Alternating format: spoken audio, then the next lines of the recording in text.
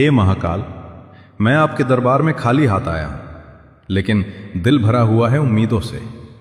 मुझे धन नहीं चाहिए, मुझे दिखावा नहीं चाहिए, बस इतना आशीर्वाद दीजिए कि मैं सही रास्ते पर चल सकूं। जब मन डगमगाए तो आप संभाल लेना, जब हिम्मत टूटने लगे तो मुझे अपनी शक्ति का एहसास कराना।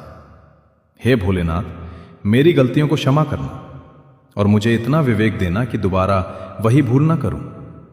मेरे परिवार की रक्षा करना, मेरे सपनों को दिशा देना और मेरे कर्म ऐसे बनाना कि आपको मुझ पर गर्व हो।